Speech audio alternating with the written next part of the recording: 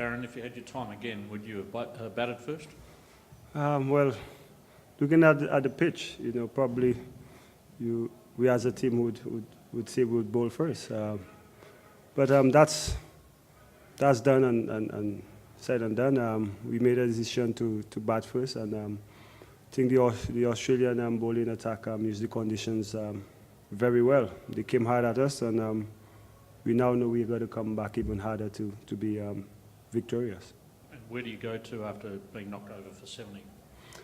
Well, we've had battles against Australia in the past. The last series at home went similar. They won the first game very easily, and we came back strong for the rest of the series. We know we have the ability to bounce back, and that's what I'm gonna tell the boys. Yes, it's gonna be hard to wipe what happened off the memory, but we've had great games against them, and we'll think about the positive things, the good games we've had against them, and come back on Sunday and look to execute better.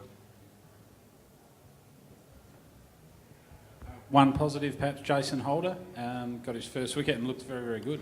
Yes, in spite of all what Maxwell was doing, coming hard at him, he kept his cool and he bowled some very good areas. That's a plus for us, and hopefully, we could have much more runs to defend or bowl against in the next game. Darren, have you had time to think about how do you feel, or do you feel a little bit embarrassed about that performance? Well, it's disappointing. We made a decision to come out there, and we know the plans and the goals we had for this tour. Obviously, it didn't start the way we wanted, but it's just the first game of a 5-match series. We just got to come back stronger on Sunday. We got to dust ourselves off and believe that we could be successful against them.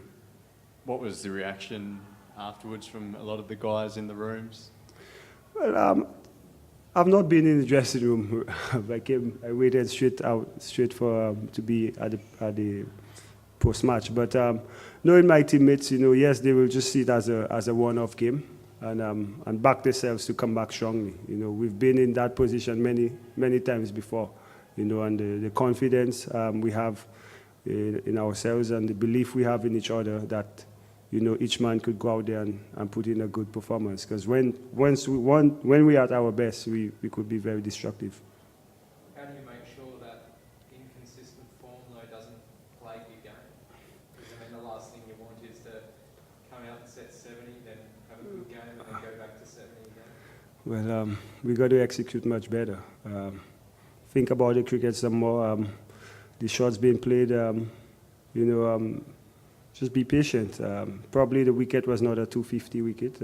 We could assessed it much better and probably play to get 190, 200 instead of 250. But look at the way the wickets fell. We didn't really play rash shots. They bowled some good balls to get us out. So we just have to come back strongly and find some way, some motivation to come back and play good cricket here in Australia, because the crowd loves to see West Indies playing well. So you're blaming some poor shot selection and some good bowling?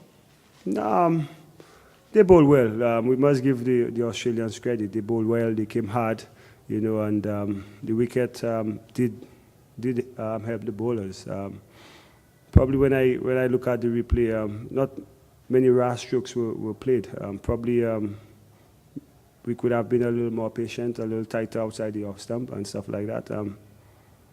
But it's done today, first game, like I said. And we just have to practice well tomorrow, and come on Sunday and put in a much better performance. In terms of team selection, do you give the team today another chance to prove themselves, or will you look to make some changes? Well, Andre's. I don't know how Andre will cover in time for the next game. We'll see how that goes. But definitely you got to give the guys a chance. Some of the guys were playing in Australia on that type of wicket for the first time, and you got to back your teammates to go out and do well for you.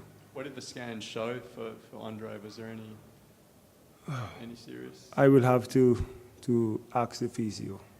Yeah, I'm not too sure.